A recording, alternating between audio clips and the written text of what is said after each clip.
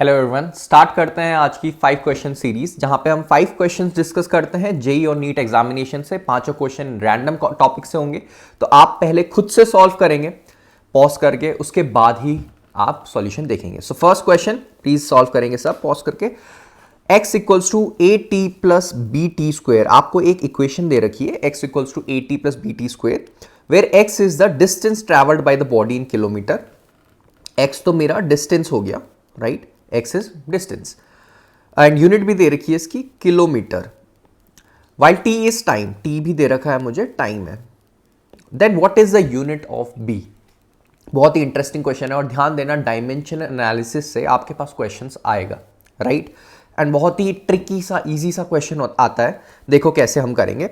देखो x equals to a t plus b t square, मेरे जो लेफ्ट हैंड साइड में है ये x, ये एक डिस्टेंस है, राइट। अगर मुझे इक्वल टू के राइट साइड भी एक डिस्टेंस ही होना चाहिए, मतलब x अगर किलोमीटर में है तभी डायमेंशन फॉर्मूला यही बोलता है, हमारे एनालिसिस यही बोलता है, ठीक है। तो मतलब ए टी भी एक डिस्टेंस है और बी टी स्क्वेयर भी एक डिस्टेंस है, हम इन्हें ऐड कर रहे हैं, राइट, क्योंकि हम डिस्टेंस को डिस्टेंस के साथ ही ऐड कर सकते हैं, डिस्टेंस को स्पीड के साथ ऐड नहीं कर सकते, ठीक है। एक सेम टाइप की यूनिट से ही ऐड होती है, ठीक है, इतना समझ आता है। तो मतलब ए टी भी एक डिस्टेंस है, b t square as a whole एक डिस्टेंस है, ठीक है। तो मतलब अगर बी टी स्क्वायर क्या है, डिस्टेंस है, मतलब किलोमीटर है, राइट।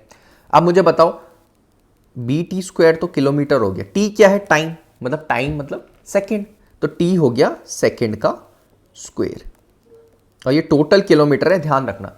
तो ऐसे यहां से बी की यूनिट कितनी आ जाएगी, किलोमीटर मेरा यहीं रह जाएगा, अपॉन सेकेंड स्क्वायर नीचे आ जाएगा, तो बी मेरी आ गई किलोमीटर पर सेकेंड स्क्वायर, जो कि आंसर नंबर सी है। समझ आया, ठीक है, इजी सा क्वेश्चन था। ध्यान देना b t square as a whole एक डिस्टेंस होगा, क्यों होगा, जब भी हम दो क्वांटिटीज को ऐड करते हैं तो सेम टाइप की क्वांटिटी ऐड होती है, डिस्टेंस के साथ, स्पीड के साथ। सो अब बढ़ते हैं हम नेक्स्ट क्वेश्चन नंबर सेकेंड में। फिर से एक डायमेंशन का डायरेक्ट बेस्ड कभी कभी क्वेश्चन आ जाता है आपका, बस डायमेंशन ऑफ स्ट्रेस। ध्यान देना है सारे क्वेश्चंस पीवाईक्यू हैं जो आ रखे हैं एग्जाम्स में, ठीक है, सारे, हर एक क्वेश्चन। डायमेंशन ऑफ स्ट्रेस, अब देखो जब भी आपको चीज़ नहीं पता है कि डायमेंशन कैसे निकालते हैं, तो ध्यान देना स्ट्रेस का फॉर्मूला, अगर जिस बच्चे को स्ट्रेस का फॉर्मूला याद है वो आराम से इसका डायमेंशन बता सकता है, और इसका आंसर आप मुझे कमेंट करके बताएंगे कि भाई स्ट्रेस का फॉर्मूला क्या है और उसका डायमेंशन कितना है, ठीक है। Next third question interesting question है, आ जाएंगे। फिर से ये एक मैकेनिक्स का क्वेश्चन आपके पास है। A person is travelling in a straight line moves with a constant velocity v1 for distance x। पहले तो क्या किया इसने, v1 वेलोसिटी से मूव करा, कितने डिस्टेंस के लिए, x डिस्टेंस के लिए, राइट। दूसरा क्या बोल रहा है, v2 वेलोसिटी से मूव करा, सेम इक्वल डिस्टेंस, मतलब फिर से x डिस्टेंस, मतलब जितना वो x डिस्टेंस पहले चला था वो v1 वेलोसिटी से चला, उसके बाद v2 वेलोसिटी से उतना ही x डिस्टेंस चला।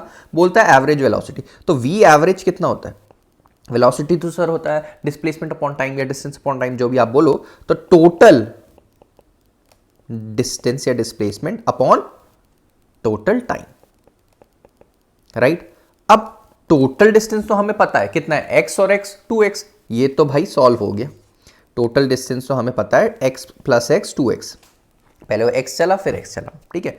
अब टाइम कितना, टाइम मतलब पहले उसमें कितना टाइम लगा उसके दूसरे उसमें, तो टाइम तो आप यहां से निकाल सकते हो, ये पहला पाथ है मेरा, दिस इज पाथ नंबर 1, तो इसका टाइम कितना हो जाएगा, t इक्वल्स टू, टाइम क्या होता है, डिस्टेंस अपॉन वेलोसिटी, मतलब x अपॉन v1। इसके लिए टाइम कितना, इसको मैं t1 ले बोलता हूं, पहले वाले पाथ का टाइम, दूसरे वाले पाथ का टाइम भी बता दो, again t2 equals to x upon v2। तो ये मैं t1 प्लस t2 यहां पे वैल्यू रख दूंगा, समझ आया। तो t1 और t2 जब मैं वैल्यू रखता हूं तो ये कितना हो जाता है, 2x whole upon x whole upon v1 plus x whole upon v2। भाई x से x तो मेरा गया, क्योंकि ऊपर भी मेरे पास x था, और कॉमन लेके, ये आपको पता है, थोड़ा बहुत मैथ्स आपको इतना पता है। अब ये 2 में ये टोटल v की इक्वेशन ऐसे बन जाएगी, 2 whole upon 1 upon v1 plus 1 upon v2 बनी ऐसे। दोनों साइड आप रेसिप्रोकल ले लूँ अगर मैं, तो ये कितना हो जाएगा, दोनों साइड रेसिप्रोकल ले लूँ, 1 upon v equals to 1 upon v1 plus 1 upon v2 upon 2। मैंने कुछ नहीं करा, दोनों साइड मैंने रेसिप्रोकल ले लिया, राइट। अब नेक्स्ट स्टेप क्या हो जाएगा, 2 उधर चल जाएगा, 2/v equals to 1/v1 plus 1/v2 और आंसर मेरे पास सीधा आपके सामने कौन सा आ गया, option number C. Easy question था, थोड़ा सा इसमें आपको जो सिंप्लीफाई करना था, ध्यान देना आपको अपना सिंप्लीफिकेशन भी थोड़ा स्ट्रॉन्ग करना है। सो ऐसे ही हमारा आज का थर्ड क्वेश्चन भी कंप्लीट हो चुका है। किसी को प्रॉब्लम है तो मुझसे फिर से कमेंट में पूछ सकता है। फोर्थ क्वेश्चन, एक और इंटरेस्टिंग क्वेश्चन आपके सामने, क्या मूवमेंट ऑफ फोर्स बताना है, ठीक है। We have to calculate movement of force. और दी क्या आपको चीजें हैं, एक तो फोर्स दे रखा है, ठीक है, और at this about point this, ठीक है, इस पॉइंट पे निकालना है अबाउट दिस पॉइंट, ठीक है। 2 0 -3 में निकालना है अबाउट, मतलब जिसके अराउंड वो घूमता है। जैसे मान लो आप टॉर्क लगाते हो तो इस पॉइंट पे वो पूछ रहा है अबाउट, एक पॉइंट के अबाउट घूमता है ना, एक्सिस के अबाउट, ठीक है, वो पूछ रहा है, ठीक है। तो टॉर्क पूछ रहा है हमें, ठीक है। तो देखो टॉर्क का फॉर्मूला पहले ध्यान रखेंगे, मूवमेंट ऑफ फोर्स और फोर्स दोनों अलग चीज है। फोर्स तो कौन सा, आपने एक बॉडी को पुश करा या आगे बढ़ी, कितने फोर्स से करा। जब आप उसी फोर्स से किसी बॉडी को रोटेट कर रहे हो, अब रोटेट कब होगी, जब बॉडी फिक्स्ड होगी, तो उसको हम मूवमेंट ऑफ फोर्स या टॉर्क बोलेंगे। तो टॉर्क का फॉर्मूला कितना, R क्रॉस F, समझ आया। अब F तो हमारे पास डायरेक्टली दिया है, ये क्रॉस प्रोडक्ट होता है R क्रॉस F, ठीक है, डायरेक्टली मल्टीप्लाई नहीं करेंगे। तो F तो हमें डायरेक्टली दिया है 4i कैप 5j कैप, ठीक है। व्हाट इज R, R मतलब हम जब भी एक R वेक्टर को निकालते कैसे निकालते हैं, x2 - x1 y2 - y1, मतलब मुझे वेक्टर चाहिए। ध्यान देना, अगर आपके पास ऐसे है कोई चीज, एक पॉइंट आपको दे रखा है ये, दूसरा पॉइंट आपको दे रखा है ये, अब आपको क्या निकालना है, आपको वेक्टर निकालना है इस पॉइंट से इस पॉइंट का। तो वेक्टर कैसे निकलेगा, x2 - x1 का i cap plus y2 - y1 j cap, जैसे आप डिस्टेंस के केस में करते हो ना, सेम वैसे ही है, z2 - z1 k कैप। अब बताओ 2 - 2 तो 0 आप, ठीक है, तो i cap plus 0 -2 plus 2 j cap, ठीक है, एंड -3 प्लस 2, क्योंकि माइनस ऑफ माइनस होगा तो ये माइनस k कैप आ जाएगा। ये कैलकुलेशन आप खुद करेंगे, ठीक है, किसी को प्रॉब्लम होगा तो देख के आराम से आपको x2 - x1 करना है, ठीक है ना। अच्छा ठीक है, तो R वेक्टर का मैंने अभी आपको बता दिया है। मैं अब डायरेक्टली देखो, मैंने आपको पूरा प्रोसीजर बता दिया, x2 - x1 आप करके आपको करना है। अब मैं डायरेक्टली क्या करूंगा, ये 0 i कैप, ठीक है, 2 - 2, अब ध्यान देना आप फटाफट कैसे करेंगे इसको, ठीक है, ये plus 2 j cap and minus k cap, ये मेरा R वेक्टर आ गया था। मैंने आपको ये भी बता दिया कैसे आया है, ठीक है, वो आप नोट कर देंगे, आप पीछे आके फिर से देख सकते हैं। तो मैं क्या लिख सकता हूँ उसको, 0 i cap plus 2 j cap minus k cap cross, मैं किसके साथ करूंगा, f के साथ, 4 i cap plus 5 j cap minus 6 k cap. अब क्रॉस प्रोडक्ट आई होप सबको करना आता है।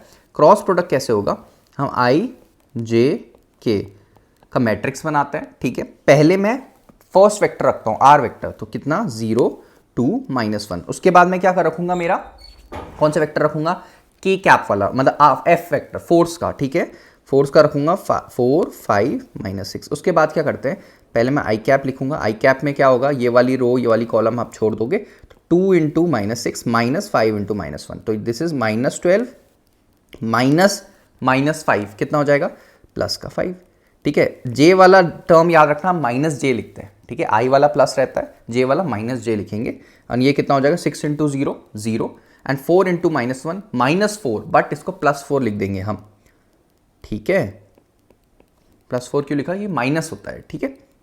आई होप आपको ये चीज़ आती है, कि जिसको प्रॉब्लम है मुझसे पूछ सकता है।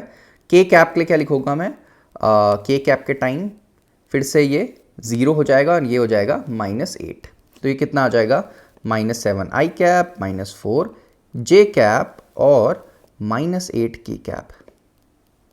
ये मैंने आपको सॉल्व करके बताया है और आपका आंसर सी डायरेक्टली मैच हो रहा है। बहुत ही इजी क्वेश्चन था, ठीक है। हमने f हमको ऑलरेडी दे रखा है, r हमने कैसे किया, 2 पॉइंट्स अगर हमें दिए उससे हम वेक्टर निकाल देते हैं, x2 - x1 y2 - y1, 2 vectors मेरे पास आ गए, उसका हमें क्रॉस प्रोडक्ट करना है, बस इजी, ठीक है।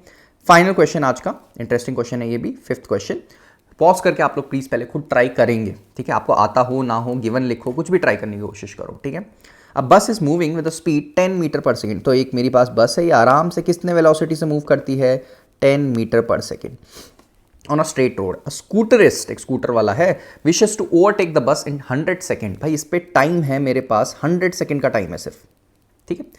If the bus is at a distance of 1 kilometre from scooterist, यहां पे स्कूटर वाला खड़ा है, इसका स्कूटर भी है, चलो ये स्कूटर ही मान लो इसको, ठीक है।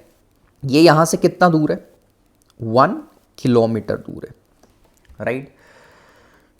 With what speed should the scooter is chase the bus. अब इस 1 किलोमीटर को ना मैं 1000 मीटर लिख देता हूँ, क्यों लिखता हूँ, क्योंकि मेरी सारी वेलोसिटी वगैरह इन्होंने मीटर पे दे रखी है, तो इट्स कन्वीनियंट, ठीक है। तो 1000 मीटर मैंने लिख दिया। अब क्या है नेक्स्ट, देखो 1000 मीटर आपने लिख दिया है, अब मुझे ये बताना है ये कितने टाइम में से ओवरटेक कर पाएगा, राइट, कितने टाइम में से ओवरटेक कर पाएगा। अब इसमें बस की लेंथ नहीं दे रखी है मुझे, तो मैं मान सकता हूँ बस एक पॉइंट ऑब्जेक्ट है, ठीक है, इसको लेंथ नहीं दे रखी है, तो इसको 1 किलोमीटर ट्रैवल करना है। ध्यान देना, अगर ये बस क्या होती, स्टेबल होती, मतलब रेस्ट पे होती, तब तो स्कूटर वाला आराम से यहाँ पे आके आ जाता बस के पास, बट ये बस भी मूव कर रही है तो स्कूटर को भी मूव करना पड़ेगा, तो हम यहाँ पे रिलेटिव वेलोसिटी का कॉन्सेप्ट यूज करेंगे। कौन सी वेलोसिटी का, रिलेटिव वेलोसिटी। पहले मैं देख लेता हूँ कि बस को ओवरटेक करने के लिए कितना टाइम वेलोसिटी चाहिए, ठीक है। देखो वेलोसिटी हो जाएगी, कितना हो जाएगी velocity, distance upon time. Distance कितना है, 1 किलोमीटर, ठीक है, तो डिस्टेंस अपॉन टाइम होता है वेलोसिटी। डिस्टेंस है 1 किलोमीटर, मतलब 1000 मीटर अपॉन टाइम कितना, 100 सेकेंड्स, तो ये आ जाएगा मेरा गया 10 मीटर पर सेकेंड। बट ये 10 मीटर पर सेकेंड कब है, 10 मीटर पर सेकेंड वो स्पीड है जब मेरी बस रेस्ट पे थी, राइट, व्हेन माय बस वाज इन रेस्ट। अभी 10 मीटर तो तब था रेस्ट वाला, बट बस तो मूव कर रही है 10 से।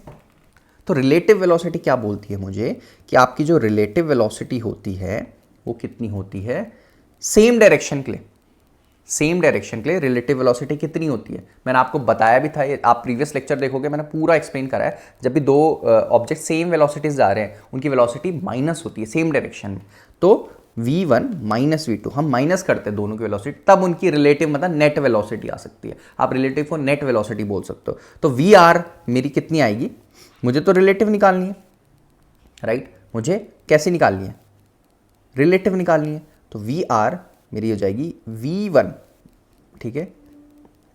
ध्यान देना, मुझे किसकी स्पीड पूछ रहा है, मुझे पूछ रहा है स्पीड स्कूटरिस्ट की, मतलब जो 10 आया है ये रिलेटिव वाला आया है, राइट, तो 10 आ गया। v1 कितना, v1 मतलब v1 को आप स्कूटर मान लो, तो स्कूटर की मुझे निकालनी है v ऑफ s स्कूटर, और v ऑफ बस कितनी है 10, v2 को आप बस की मान लो, ठीक है। तो vs मेरा कितना आ जाएगा, 10 + 10 20 मीटर पर सेकेंड। आप इसको ऐसे समझ सकते हैं। समझ आया क्या करा हमने। ध्यान देना, रिलेटिव वेलोसिटी मैंने लास्ट जो 5 क्वेश्चन सीरीज हमारी चल रही है, इसीलिए मैं बोल रहा हूँ आप हर एक क्वेश्चन ट्राई करो, आपके कॉन्सेप्ट बढ़ते जाएंगे। नो मैटर आपने वो कॉन्सेप्ट पढ़ा है नहीं पढ़ा है, जब आप क्वेश्चन करोगे आपके कॉन्सेप्ट ऑलरेडी हो जाएंगे। इसीलिए मैं 5 क्वेश्चन लेके आ रहा हूँ, बहुत ही ईजी ला रहा हूँ अभी, ठीक है, ताकि आप थोड़ा सा फ्लो बनाए, उसके बाद हम लेवल अप करेंगे, और ये क्वेश्चन भी आपके होने चाहिए, ठीक है। तो रिलेटिव वेलोसिटी मैंने निकाल दी कितनी, 10, और बस की ऑलरेडी 10 थी, तो स्कूटर को 20 से चलना पड़ेगा, ठीक है, तभी उसको कवर अप कर पाएगा। क्योंकि जब भी दो वेलोसिटी सेम डायरेक्शन में होती है, उनको हम क्या करते हैं, सबट्रैक्ट करते हैं, ठीक है, उनको हम सबट्रैक्ट करते हैं। सो ये थे 5 क्वेश्चन आज के, मिलते हैं नेक्स्ट किसी 5 क्वेश्चन सीरीज में, तब तक ले study hard, take care, bye bye.